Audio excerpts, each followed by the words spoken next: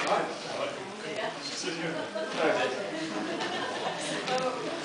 be James.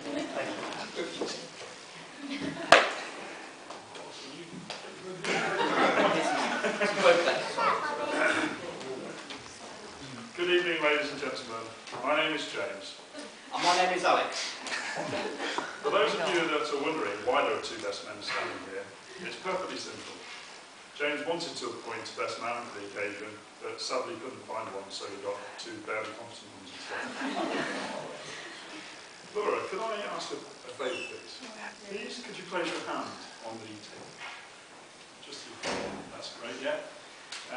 James, would you be so kind to put your right hand on top of Laura's, please? Yes. Thank you very much. Excellent. We'll be in there later. Okay, before I start, let me just say that the last 14 years spent in the company of the group means that he has played much of a part in developing my sense of humour as anyone. So although I have tried to make this speech as funny as possible, please blame James if it's not. First of all, this is the third wedding I've attended this year. Clearly love is in the air. I've been a guest, an usher, and now a best man. And the way I see it, there's a definite escalating patting up play. And I'm therefore hoping to be the groom at the next wedding time. Just while I'm on the subject, if there are any beautiful, single, and upward women out there, come see me after the speech. With all seriousness though, I'm here to talk about James, so here we go. James Philip Gill. I first met James in September 1996 at Ludgrove Grammar School while studying for my GCSEs. It was there where we shared the same history, PE and English lessons, and it wasn't long until we bonded over our love of movies, the computer game Star Wars Jedi Knight, and our English teacher, Dr. The Crow, Crowder. Unfortunately, Dr. Crowder is unable to attend today. She does send her love. And due to this point, it could be said that James and I could probably write what we know about English language on the back of a postage note. This may account for the poor spelling and punctuation and grammar in this speech, which I apologise for. Nevertheless, James passed his GCSE exams and went on to study and pass A-level English and IT 2 years later. As some of you may know, James and I are keen squash players and have been playing against each other somewhat competitively for a number of years now. In fact, it was midway through a game last year that he asked me to be a best man at his wedding. Another squash game that sticks in my mind occurred a few years ago, which resulted in James fracturing his foot. How did he do that, I hear you ask? Well, it wasn't from falling or tipping over. It was in fact because he lost the match and took it upon himself to vent his frustration on a nearby wall. Needless to say, he came off worse. Over the years, I've been fortunate enough to go on holiday with James to several European destinations, such as Berlin, Reykjavik, and Amsterdam. Moving swiftly on. Another holiday destination James, some friends and I visited was Newquay in the summer of 2003. It was during this trip that James, being James, and against his advice, our advice, decided not to wear any sunscreen lotion whilst on the beach. This ultimately resulted in him being so burnt he looked like a lobster for the remainder of the holiday. James, to prevent this from happening in the future, bear with me, we've invested in a factor 50 sunscreen. We should use it. Awesome. In 2004, James and a friend went travelling for 4 months along the east coast of America, stopping at numerous locations such as New York, New Orleans and Miami. One day during the trip, James, short of clean underwear, invented a new method of drying freshly washed underpants. Yes, James, in his infinite wisdom, washed his last remaining pair of underpants, then attempted to dry them in none other than a microwave, only to end up burning them to a crisp instead.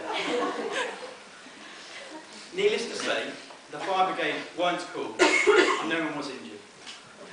James, just to replace those Here's a pair I made earlier.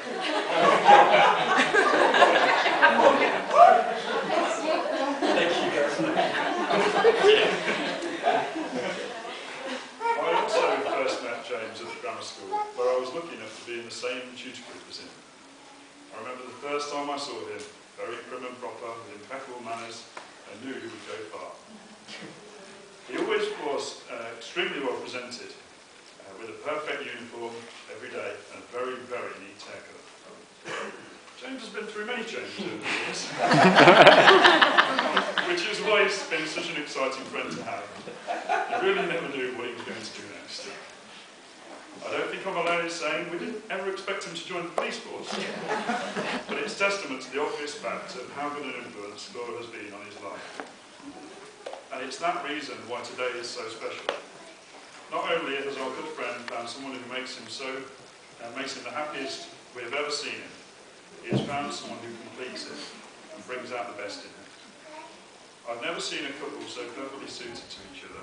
It's always been a joy to be in James's company, but that is now enhanced by being in the company of James and Laura together. As well as being extremely happy to be here on Laura and James's special day, we were still somewhat surprised he could snag such a lovely lady. I remember one of James's previous attempts at trying to catch a young lady's eye. A load of us had hired a boat for the weekend in the Norfolk Broads, and after a night out in Norwich, we were moored up and enjoying a few beverages on the deck.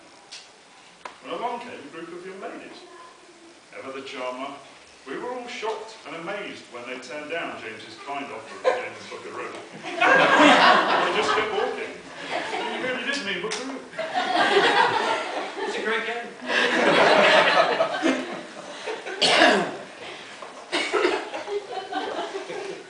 The last few years have seen James overcome and accomplish a great deal in his life. Since leaving school, he has travelled the world, moved into his own home, and just only this week completed his training to be a police officer, which is a fantastic achievement. More importantly though, he's met Laura, someone I'm sure you all agree looks absolutely beautiful today, and someone who clearly has had a very positive effect on him and his life. We are proud to stand before you as James's best man, to call him our friend, and we wish him and Laura the very best for the future together, filled with love and happiness.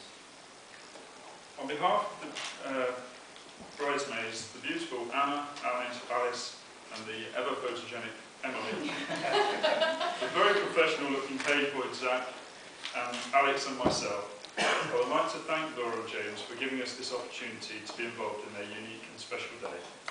I know they have both put a tremendous amount of effort into the planning of this wedding, and can only hope that, apart from this speech, everything has exceeded their expectations. Now, just in case any of you were wondering why I asked James to place his hand on Laura's, I will tell you now. James, as my final role to you, it's with great pleasure that I've been able to give you the last 10 minutes in which you will have had the upper hand on Laura.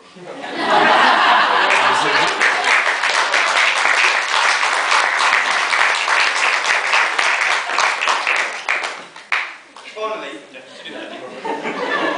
it's over. Finally, I hope that we haven't bored you too much, that you are still awake, and that James is still talking to us. I end with a line by the great Beatle John Lennon. Love is a promise, love is a souvenir. Once given, never forgotten. Never let it disappear. Thank you very much. Ladies and gentlemen, please raise your glasses to the bride and groom. Great. Thank you very much.